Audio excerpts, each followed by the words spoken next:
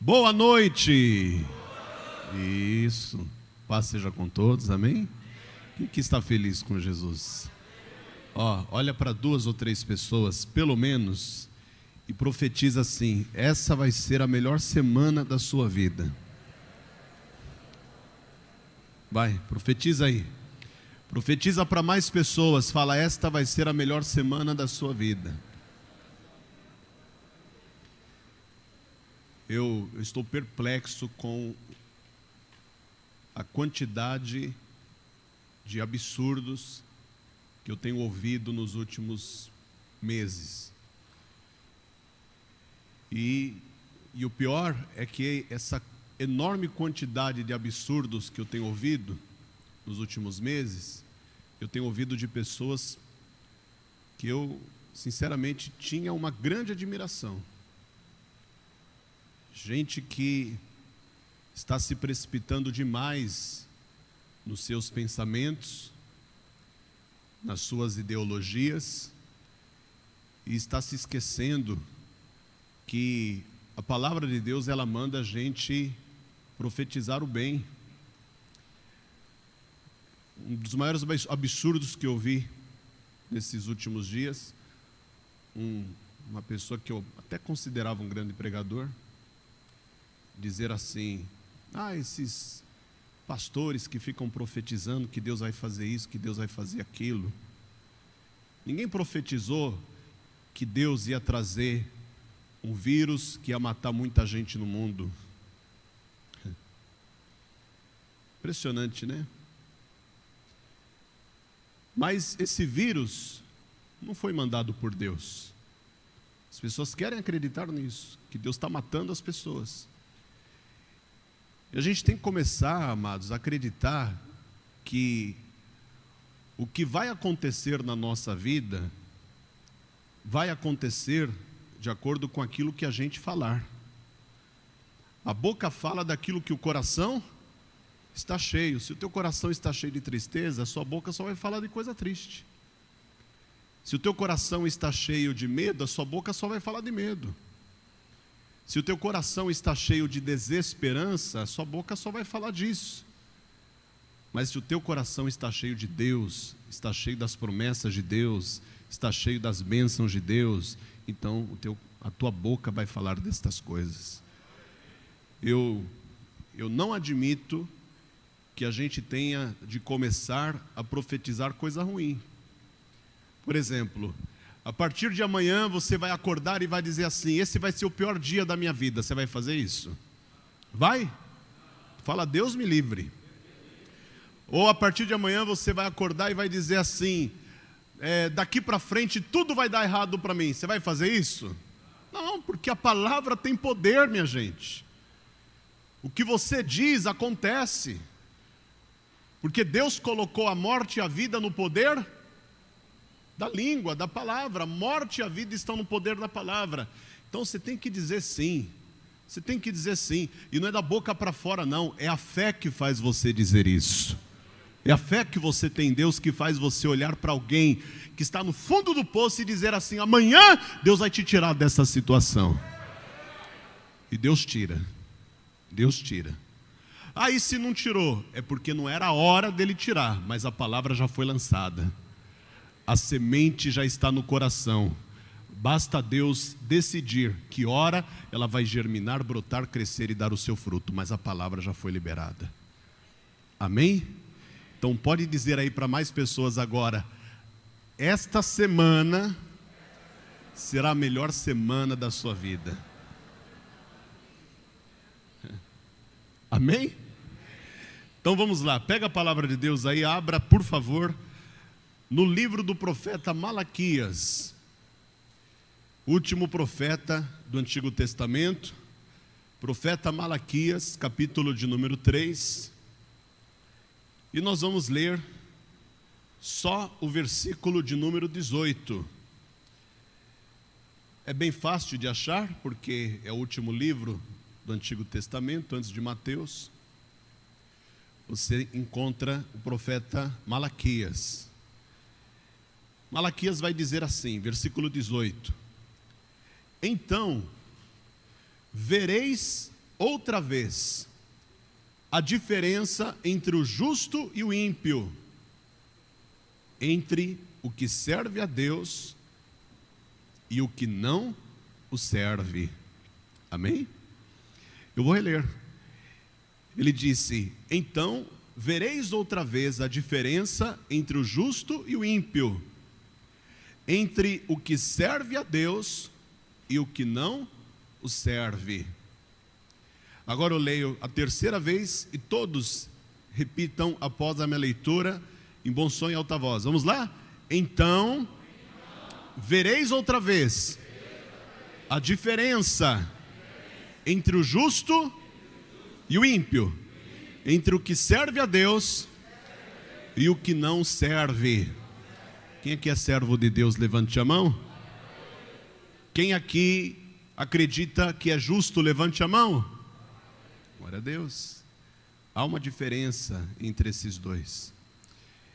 Nós vamos entender a palavra de Deus, mas eu quero que você coloque aí a escritura sobre o teu assento, por favor. Levante as duas mãos assim para o céu e dê para Jesus e para a palavra do nosso Deus. Dê a melhor salva de palmas que você pode dar. Isso, aplauda, aplauda. E ao mesmo tempo em que você está aplaudindo, abre a tua boca e diga glória a Deus. Dá um glória bem alto aí. Isso. Vamos chamar a atenção do nosso Pai Celestial.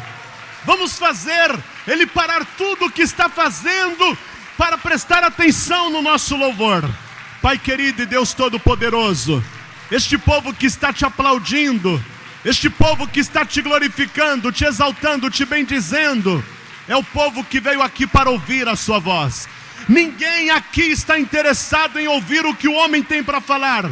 Todos querem ouvir a sua voz, todos querem ouvir a tua palavra. Então fala conosco, não o que queremos, mas o que nós precisamos ouvir.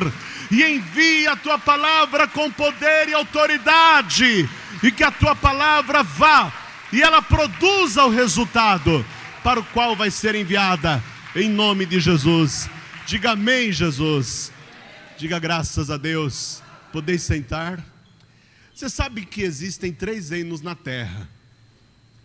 O primeiro reino a surgir foi o reino de Deus, e ninguém sabe como ele surgiu. Sabe aquelas perguntas de criança? A criança chega para o pai e pergunta assim: pai, quem criou Deus? Alguém já ouviu uma pergunta cabulosa como essa? Já ouviu essa pergunta? O que você vai responder? Quem criou Deus? O menino quer saber. A menina quer saber quem criou Deus. Deus, ele existe muito antes de qualquer matéria existir. Ele existe muito antes de qualquer átomo, de qualquer molécula existir. Deus não foi criado por ninguém, ele simplesmente existe. E nós sabemos que ele existe, sabemos que ele é real, porque nós sentimos a sua presença. Embora nós não possamos vê-lo ainda, porque um dia nós o veremos. E quando este dia chegar, todos nós ficaremos maravilhados com quem ele é e com a sua aparência. Então, o primeiro reino que surgiu foi o reino de Deus. Ninguém sabe como ele surgiu. Aí o segundo reino que surgiu com uma rebelião.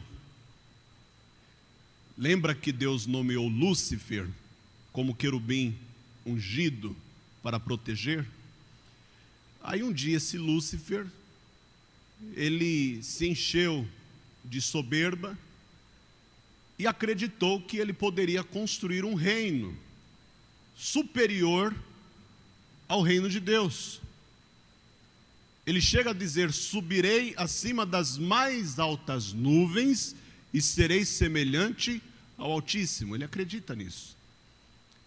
Então o que ele faz? Ele começa a dialogar com vários seres celestiais que foram criados por Deus, anjos, arcanjos, querubins e serafins. Ele consegue convencer a terça parte destes seres celestiais. Ele consegue colocar a terça parte dos seres celestiais contra Deus, E Deus, já sabendo da sua intenção, Deus o expulsa da sua presença, o expulsa lá da glória, e ele cai na terra. E a partir de então, ele torna-se um anjo caído, ou Satanás, ou o diabo, ou adversário, ou inimigo. Existem várias nomenclaturas aí para esse ser que tinha tudo para ser o braço direito de Deus para toda a eternidade, mas que por causa de orgulho, de soberba, acabou perdendo tudo que tinha. Então, com esta rebelião praticada por Lúcifer, nasce o segundo reino, que nós chamamos de reino das trevas. Ou alguns preferem dizer reino da escuridão, mas teologicamente conhecido como reino de Satanás. Reino de Satanás. É resultado de rebelião, é resultado de desobediência. E o reino de Satanás, ele não é como o reino de Deus. Porque o reino de Satanás não é autossuficiente. Ou seja, ele não produz para si próprio. Como é que Satanás mantém o seu reino? Através de roubos, através de saques. Por isso que Jesus falou lá em João capítulo 10, versículo 10, que o ladrão vem senão a roubar, a matar e a destruir. Então ele rouba para ter alguma coisa, ele mata para tirar alguma coisa de alguém, e ele destrói para construir algo. O reino de Satanás é assim. Ele só consegue se erguer derrubando alguma coisa. Então não é um reino autossuficiente, porque ele precisa tirar de pessoas, principalmente dos homens, para que ele possa possuir algo. E aí surge o terceiro reino, que é o reino dos homens. O reino dos homens, que foi planejado por Deus para ser um reino autossuficiente, porque quando Deus criou o ser humano, o que ele fez? Qual foi a preocupação de Deus? Eu preciso dar para o ser humano liberdade para ele adquirir tudo aquilo que ele precisar, sem que ele tenha que ficar pedindo. Então o que foi que Deus fez? Ele criou árvores frutíferas, ele criou animais, ele criou peixes. Por isso que hoje você come tambaqui. Por isso que hoje você come jaraqui. Por isso que hoje você come pacu. Pensa num peixe gostoso, pacu. Quem gosta desse? Levanta a mão. Bom demais, fritinho assim, ó. Você coloca um pouquinho de vinagrete do lado, meu Deus. Já deu fome, né? Então, esse reino era para ser um reino autossuficiente. O homem não precisava pedir nada, era só ele esticar a mão assim, pegava uma carambola. Esticava a mão ali, pegava uma maçã. Esticava a mão ali, pegava uma goiaba. Né? Pegava uma melancia. Pegava um melão. Enfim, ele tinha tudo à sua disposição. Então este reino era para ser um reino autossuficiente. Mas por causa de alguns problemas praticados pelo homem, que recebeu de Deus este reino, ele passou a ser dependente dos outros reinos para ser abastecido. Então hoje o ser humano, para ele ser preservado, ou ele recebe algo que vem de Deus, ou ele recebe algo que vem de Satanás. Só que o que ele recebe de Satanás não o preserva por muito tempo, porque o diabo é enganador. O que ele faz? Ele dá com uma mão e lá na frente tira com a outra. Ele ilude a pessoa. Ele faz a pessoa acreditar que vai ficar tudo bem. E na verdade, a pessoa vai sucumbir. Ela vai ter a sua vida destruída. Porque é só isso que o reino de Satanás faz, ele destrói. Você está compreendendo até aqui? Então, vamos voltar lá na construção do reino, no capítulo 3 do livro de Gênesis, por favor. localiza aí, Gênesis capítulo 3, a gente vai ler a partir do versículo 1. No reino dos homens tudo estava produzindo perfeitamente, ninguém tinha necessidade. Só que aquele primeiro casal que Deus levantou para cuidar desse reino vai perder tudo, porque eles vão aceitar uma simples sugestão do rei que governava o segundo reino. Eles vão aceitar uma sugestão de Satanás. Antes de você ler aqui comigo o que a gente vai ler agora, diga para quem está perto de você assim: o diabo não tem nada para te ensinar. Pode acreditar nisso. Tem gente que fala: mas o diabo sabe de muita coisa, porque ele já esteve com Deus. Sim, mas ele não tem nada para te ensinar. Tem gente que está na igreja que não tem nada para ensinar. Não tem nada para ensinar. Apesar da pessoa estar com Deus, ela não tem nada para ensinar, porque ela não foi chamada para isso. Então veja aqui o que está escrito no capítulo 3, versículo 1, diz assim: ora, a serpente era mais astuta que todas as alimárias do campo que o Senhor Deus tinha feito.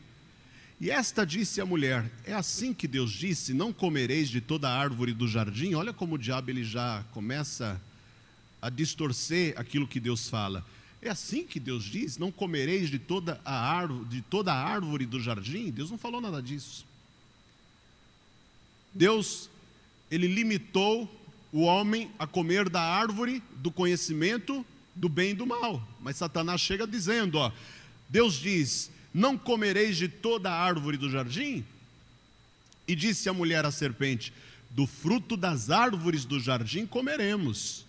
Mas do fruto da árvore que está no meio do jardim, disse Deus: não comereis dele, nem nele tocareis, para que não morrais. Então a serpente disse à mulher: certamente não morrereis. Distorcendo de novo o que Deus falou. Que história é essa? Você acha que Deus vai matar vocês?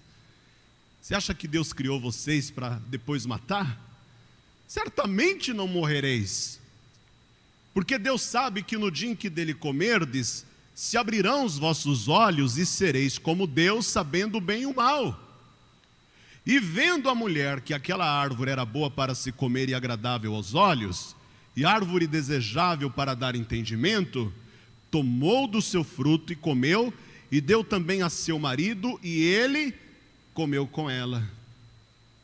A partir do momento que eles comeram daquele fruto proibido, a vida deles passou a ter outro significado. Eles perderam a pureza.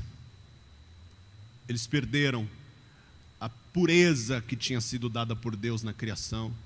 E começaram a ter discernimento das coisas erradas. O que é isso? Culpa, remorso.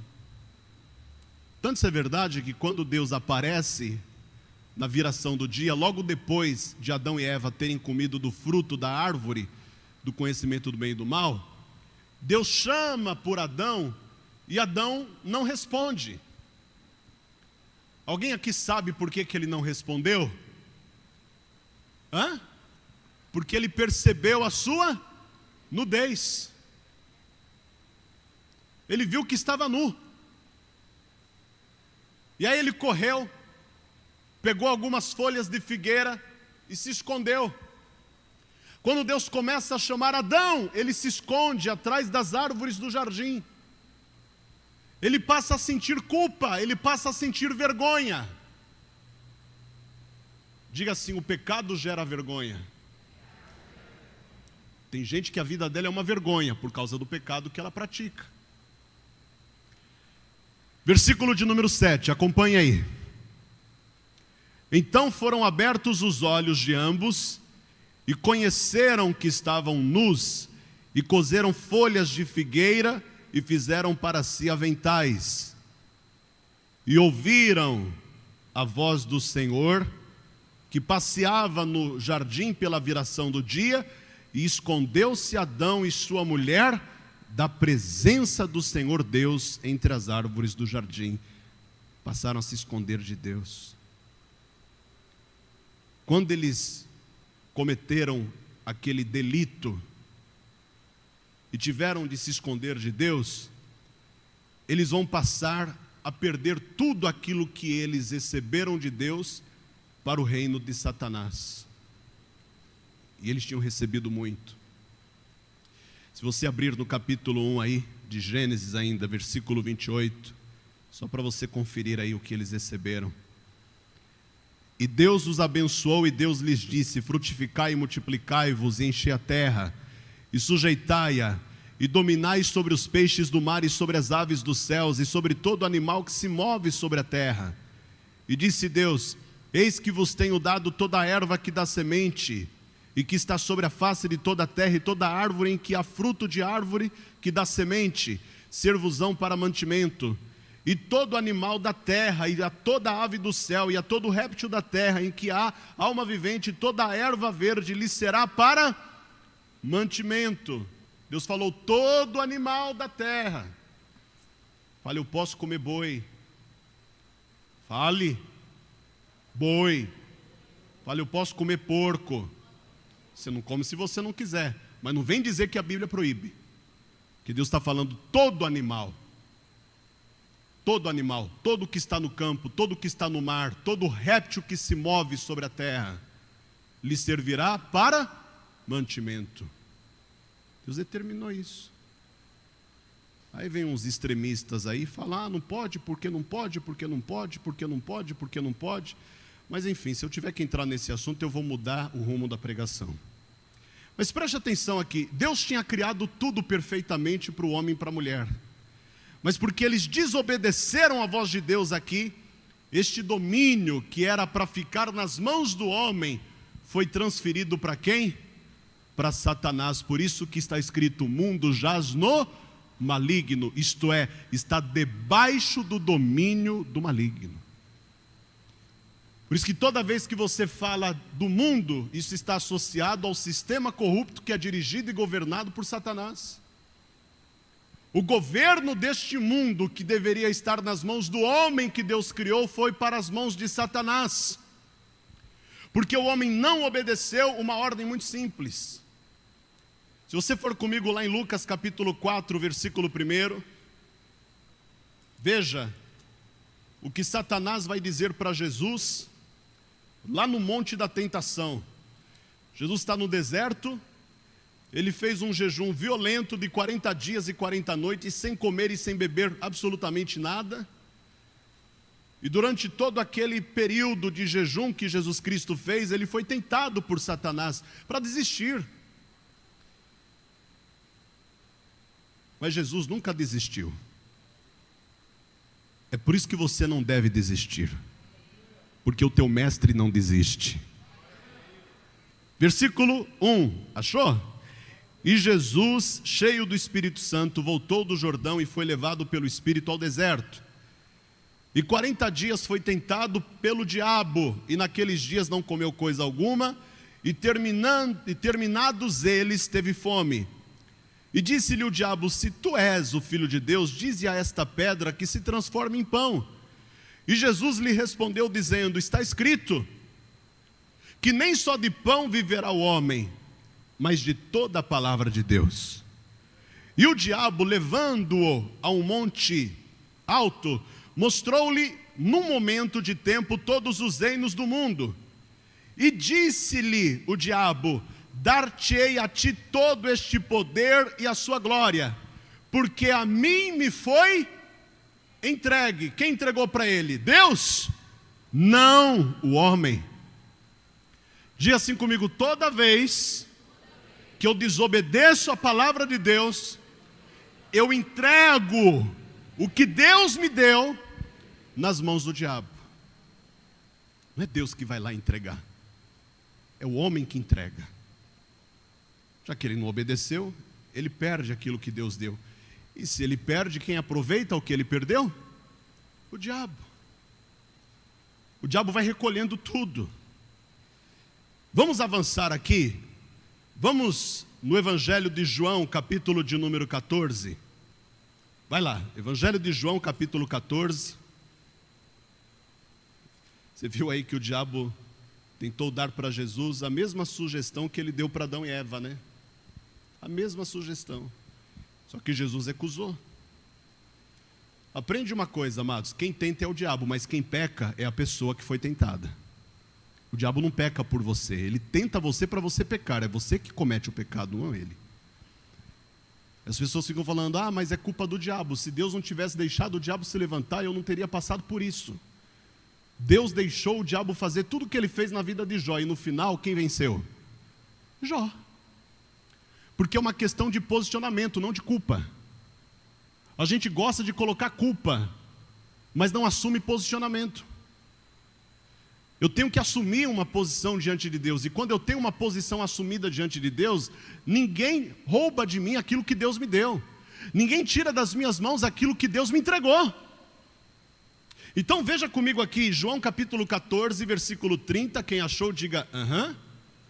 Já não falarei muito convosco, porque se aproxima o príncipe deste mundo e nada tem em mim. Diga, o diabo não tem nada. Diga, nada. Olha só. Capítulo 10 de João, versículo 10. Esse você não precisa nem abrir. O ladrão vem senão a roubar, a matar e a destruir. Mas eu vim para que tenham vida e a tenham com abundância. Tudo que o diabo possui foi roubado. Ele roubou do reino dos homens e agora ele está dizendo para Jesus: tudo isso te darei se prostrado me adorares. Diga aí, é um sem vergonha. Fala, é um descarado. Fala, é um endemoniado. Isso ele é mesmo. Lucas capítulo 4, versículo 7. Volta lá rapidinho. Ele fala, portanto, se tu me adorares, tudo será teu. Você sabia que tem gente que aceita qualquer proposta e ainda diz, o que eu quero é resolver o meu problema. O que eu quero é dar um jeito na minha vida. Não importa de onde vem. O importante é que o meu problema seja resolvido. Minha gente, o apóstolo Paulo disse assim, tudo me é lícito, mas nem tudo me convém. Todas as coisas me são lícitas, mas eu não me deixarei levar por nenhuma delas. É uma questão de caráter. Se estão te oferecendo uma coisa que é ilegal, por que você vai aceitar isso? Você tem que aceitar aquilo que Deus tem preparado para você. Pastor, o que Deus tem preparado para mim, as coisas que os olhos não viram, e os ouvidos não ouviram, e nem subiram ao coração dos homens, são estas as coisas que Deus tem preparado para aqueles que o amam. Coisas inexplicáveis, coisas indescritíveis, coisas inimagináveis, coisas extraordinárias, coisas sobrenaturais. Por isso que eu falei para você, logo que eu subi aqui para pregar, diga para quem está perto de você aí, esta semana vai ser a melhor semana da tua vida. Eu não subi aqui para ficar dizendo que você vai se dar mal. Eu não subi aqui para ficar dizendo que você vai se lascar, que a tua vida vai ser uma droga. Eu subi aqui para dizer para você, Deus tem coisas grandes preparadas para a tua vida. Basta você se posicionar.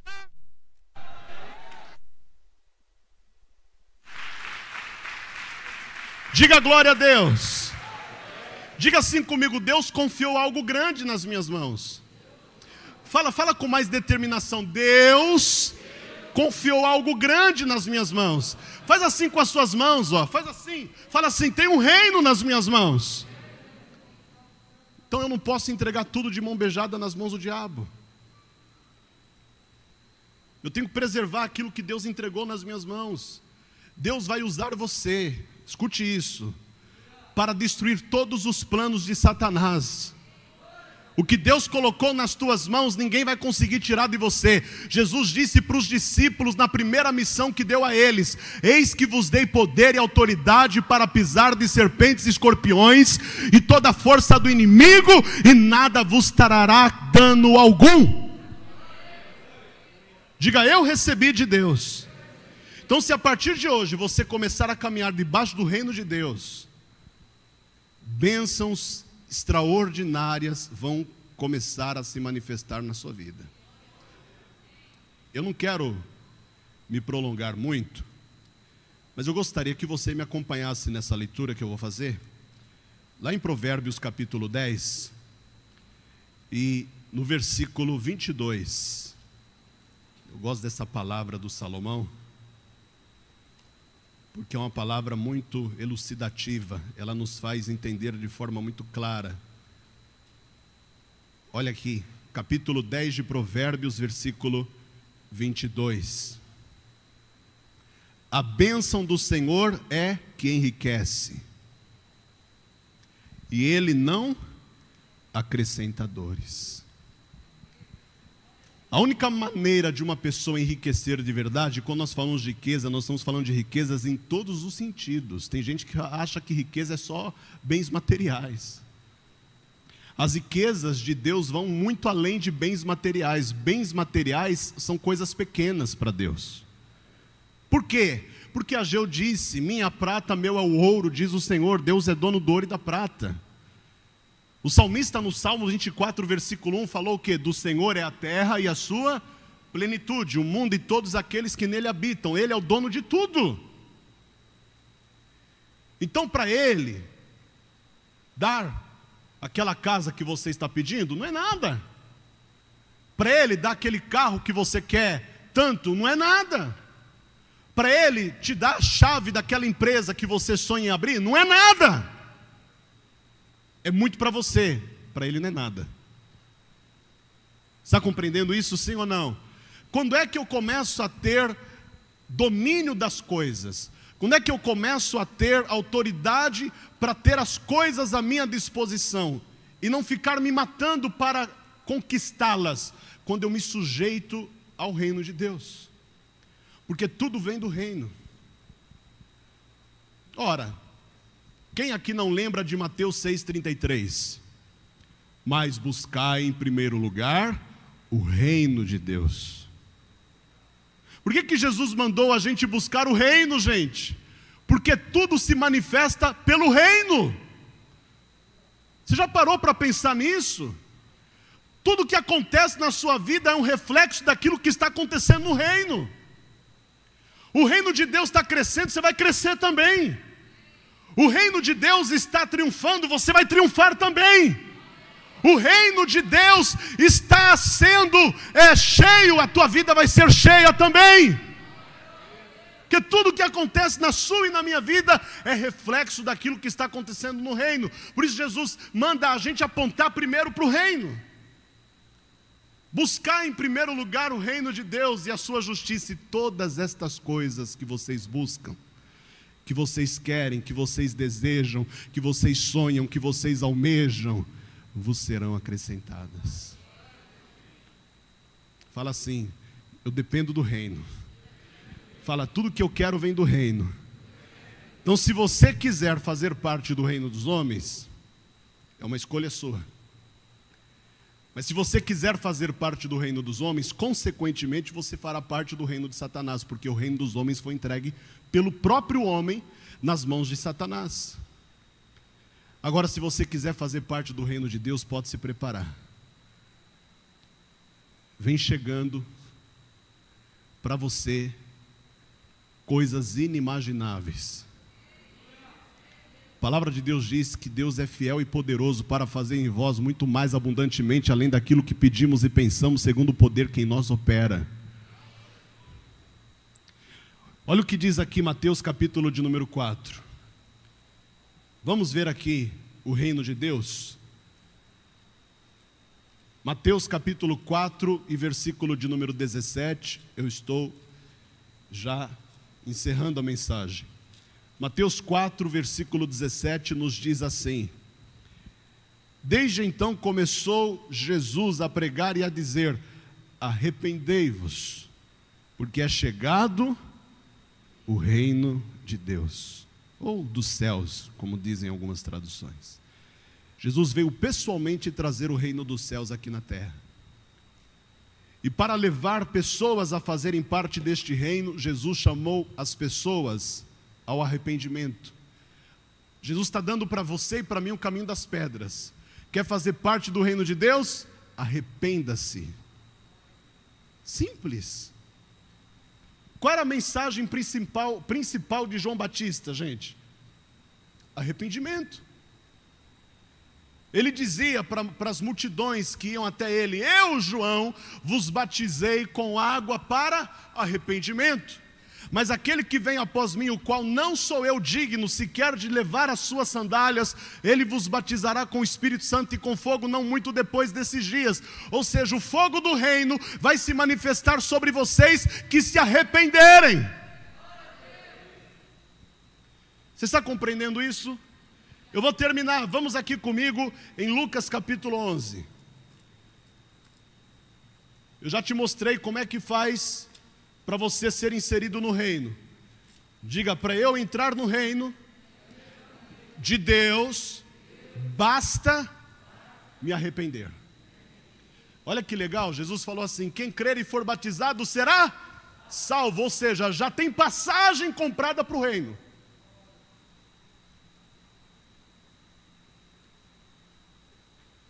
Quer atualizar a mensagem?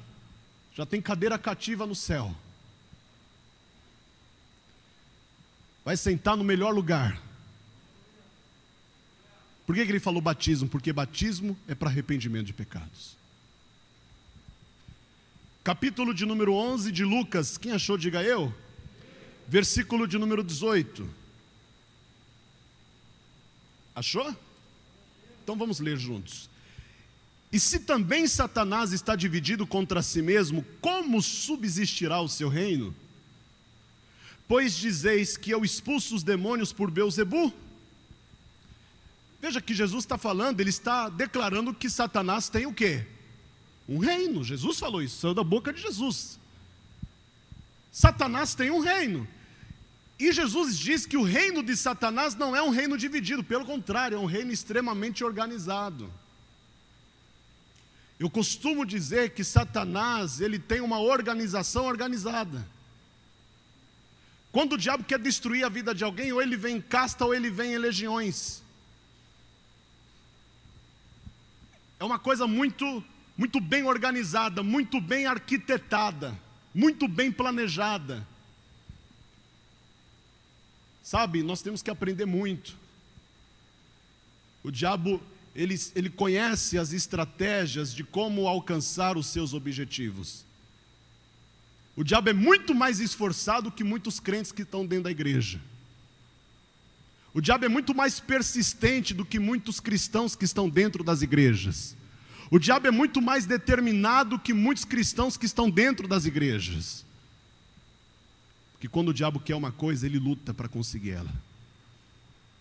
E tem gente que está esperando que as coisas caiam do céu. Fala para esse cristão bonito que está aí do teu lado. Fala: quem caiu do céu foi Satanás, querido. A única coisa que cai do céu é diabo e chuva. E tem alguns lugares que cai uma nevezinha, né? E outros que caem umas pedrinhas de gelo. Mas olha o que diz aqui no capítulo 11, versículo 19, continua lendo comigo. Jesus fala: e se eu expulso os demônios por Beelzebu, por quem os expulsam vossos filhos? Eles, pois, serão os vossos juízes. Mas se eu expulso os demônios pelo dedo de Deus, certamente a vós é chegado o reino de Deus. Diga comigo: o reino de Deus já está instaurado aqui na terra. Fala: o reino de Deus já está entre nós. Diga aí: eu fui chamado para fazer parte dele. João capítulo 18, estou acabando. João capítulo 18, versículo 36. Respondeu Jesus: o meu reino não é deste mundo. Se o meu reino fosse deste mundo, lutariam os meus servos, para que eu não fosse entregue aos judeus. Mas agora o meu reino não é daqui. Para que eu consiga ter tudo aquilo que eu quero na minha vida, para que eu consiga prosperar, eu tenho que entender essa divisão. O reino de Deus está na terra, mas ele não é da terra. Diga isso: o reino de Deus está na terra, mas ele não é da terra. Agora diga: eu estou na terra, mas não sou da terra. Então o que você é? Extraterreno. Vou falar assim para alguns irmãos aí novos na fé não se escandalizarem. Tem pregador que já fala logo: é ET mesmo, extraterrestre, só não é orelhudo e não tem um olho só. Nós não somos daqui. Diga, eu estou aqui. É só uma passagem. Ou como dizem alguns, é só uma parada. Nós estamos nessa parada, que se chama terra. Mas nós não vamos ficar aqui. Porque nós já fazemos parte de um reino. Que Deus estabeleceu. E Ele nos inseriu neste reino. Quando nós nos arrependemos dos nossos pecados. Você já passou por essa fase. Mas para a gente terminar aqui, volte uma folha só. Para João capítulo 17. Jesus ensinou que nós temos que viver neste mundo como se não fôssemos do mundo. Capítulo 17, versículo de número 6. Eu vou ler alguns versículos. Jesus falando, manifestei o teu nome aos homens que do mundo me deste. Eram teus, e tu nos deste, e guardaram a tua palavra. Pula lá para o versículo 14. Jesus continua. Dei-lhes a tua palavra, e o mundo os odiou, porque não são do mundo, assim como eu não sou do mundo. Está entendendo, ET? Não peço que os tires do mundo, mas que os livres do mal. Não são do mundo, como eu do mundo não sou. Diga, eu não sou daqui. Amados, quem é do mundo está vivendo segundo a lei do mundo, segundo a lei das trevas, está vivendo debaixo da lei de Satanás, porque o mundo jaz no maligno. Mas quem é de Deus está vivendo debaixo das leis do reino de Deus. Você tem que decidir hoje de que reino você é. Fique de pé no seu lugar, por gentileza.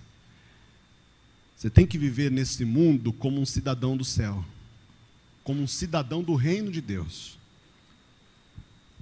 Só que para uma pessoa poder fazer parte do reino de Deus, ela tem que obedecer alguns requisitos. Primeiro, arrependei-vos. Tem de haver um arrependimento verdadeiro. E o que é arrepender? É voltar atrás. Eu ia, não vou mais. Significa que você se arrependeu. Quem aqui já se arrependeu de alguma coisa? Levante a mão. Ou seja, você voltou atrás numa decisão. Você voltou atrás num comportamento. Você voltou atrás numa conduta que já tinha sido praticada. Então, o primeiro requisito é arrependimento. O segundo, para nós entrarmos definitivamente, primeiro, para fazermos parte do reino, precisamos nos arrepender. Para entrarmos no reino, nós precisamos perseverar. Porque Jesus disse assim, aquele que perseverar até o fim, será salvo. Você entende que muitos que fazem parte do reino não vão entrar no reino? Quem entende isso? Quem foi que disse isso? O próprio Jesus. Muitos serão chamados, mas poucos serão escolhidos. Nem todos que fazem parte do reino vão entrar nele. Eu faço parte do reino, mas eu não vou entrar nele. Você quer ver um exemplo? Claro, um exemplo físico. Moisés foi o maior líder que o povo de Israel já teve em toda a sua história.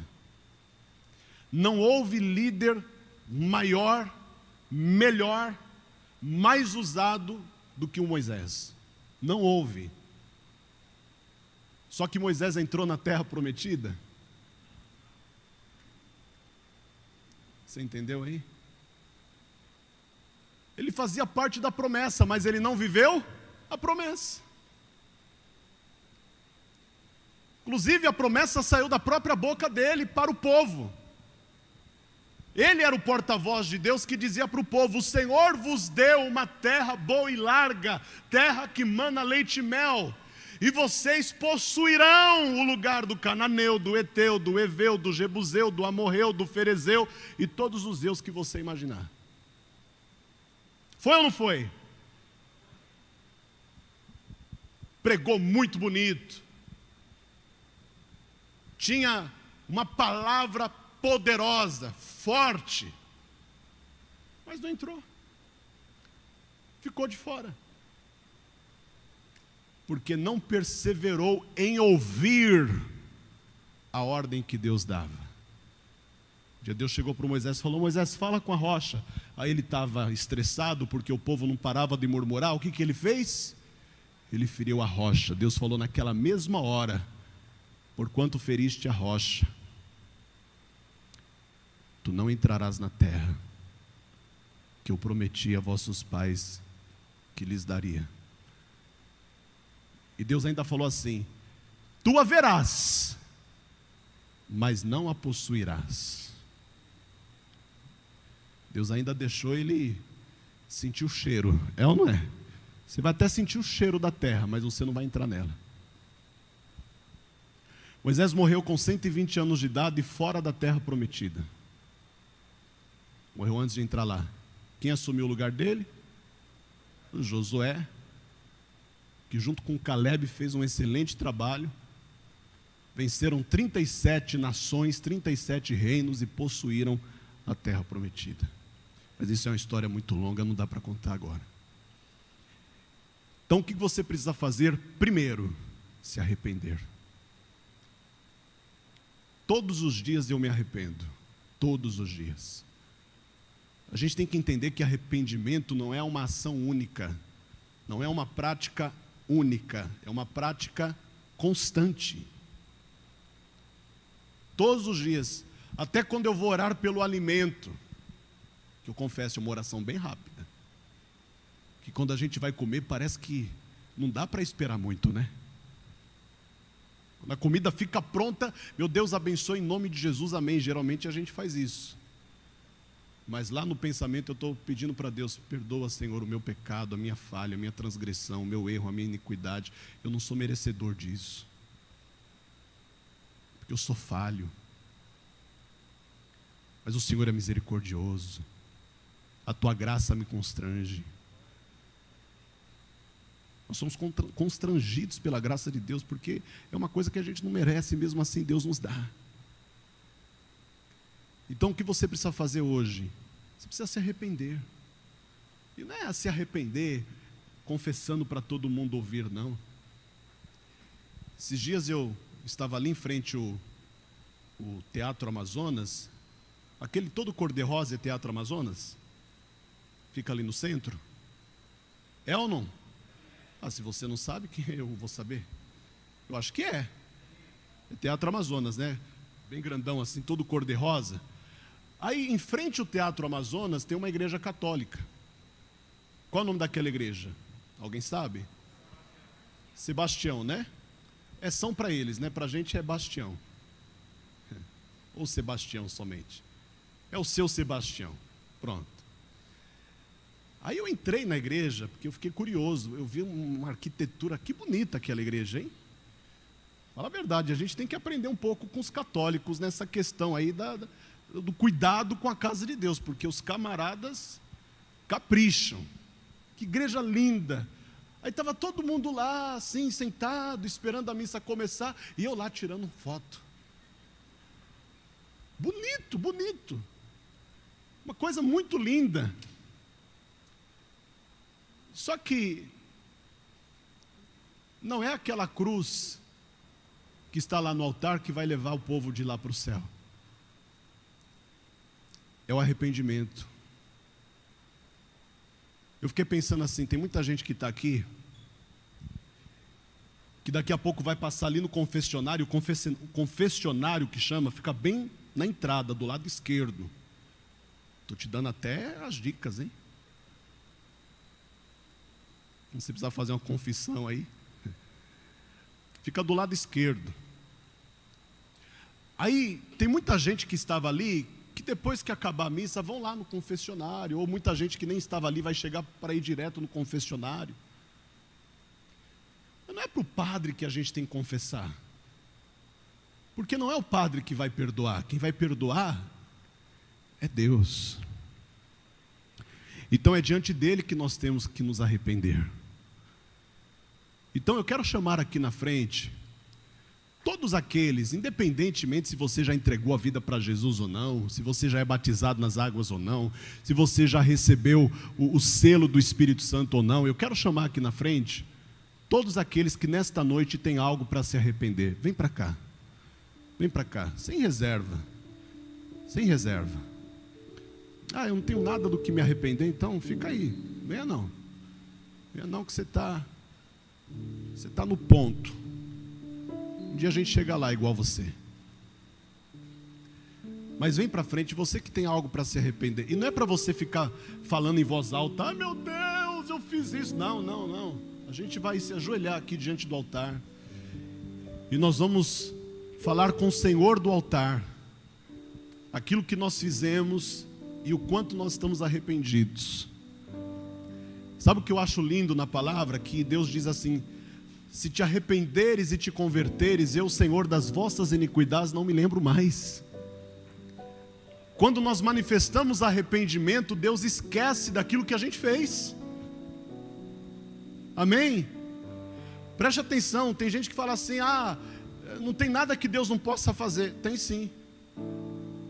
Tem uma coisa que Ele não pode fazer: Ele não pode guardar o pecado de um pecador arrependido. Porque quando o pecador se arrepende, ele fala: das vossas iniquidades não me lembro mais. Se ele não lembra, significa que ele não tem lugar para guardar o pecado de quem se arrependeu. Deus não fica colocando o pecado numa gaveta, como se fosse algo precioso, ou algo que Ele vai usar contra você lá na frente. Deus quer o teu coração arrependido. Se o teu coração estiver arrependido, para Ele isso basta. Amém, cristão? Se você pode ajoelhar, eu vou convidar você para fazer isso junto comigo. E você que não pode ajoelhar, não tem problema nenhum. Não tem problema. Não ache que Deus não vai receber a tua oração porque você não se ajoelhou. Apenas diga comigo assim: meu Deus e meu Pai, eu estou aqui hoje na sua casa e diante da sua presença eu quero me arrepender de todos os meus pecados, erros, transgressões, falhas e iniquidades. Eu reconheço o quão falho eu sou, mas eu também tenho consciência dos direitos que possuo diante do Senhor, quando me apresento a Ti com o meu coração arrependido. Tira de mim toda a culpa, todo o remorso. Tira de mim todo o peso, todo o fardo, todo o jugo. E lança sobre mim o seu fardo suave, o seu jugo leve. Faça de mim uma bênção nas tuas mãos. E não permita que a minha mente, que o meu consciente, que o meu subconsciente e que até mesmo o meu coração venham me acusar, me dizendo que eu não sou digno, que eu não sou merecedor daquilo que o Senhor preparou para mim. Meu Deus, toma minha vida nas tuas mãos e me ajude a fazer a tua vontade, em nome de Jesus. Assim seja feito. Agora você fala com Deus aí baixinho, só você e Ele. Eu vou orar e você ora, mas ora baixinho, não precisa levantar a sua voz não. Pai querido e Deus Todo-Poderoso, a tua palavra diz que a um coração contrito e quebrantado não desprezarás, ó Deus. Se tem algo que o Senhor admira no ser humano, e é isto mesmo, o Senhor admira no ser humano, é um coração quebrantado, é um coração contrito, é um coração despedaçado, é um coração arrependido, é um coração que entendeu e reconheceu a sua posição pecaminosa, a sua atitude pecaminosa, e entendeu que só existe uma maneira de sair desta condição. Entendeu que a única maneira de sair desta condição é se lançando aos pés do Senhor e se arrependendo de verdade diante do Senhor. Meu Deus, todos nós estamos aqui como indignos. Nós não somos merecedores daquilo que o Senhor fez por nós, porque foram os nossos pecados que colocaram Jesus naquela cruz. Foram os nossos pecados que fizeram Jesus ter a sua carne abatida, ferida, maltratada, machucada, dilacerada. Foram os nossos pecados que fizeram Jesus sofrer o tanto que Ele sofreu. Mas se hoje nós estamos aqui, é porque independentemente dos nossos pecados, o Senhor nos amou. Independentemente dos nossos pecados, o Senhor nos acolheu. Independentemente dos nossos pecados, o Senhor olha para nós e nos chama de filhos.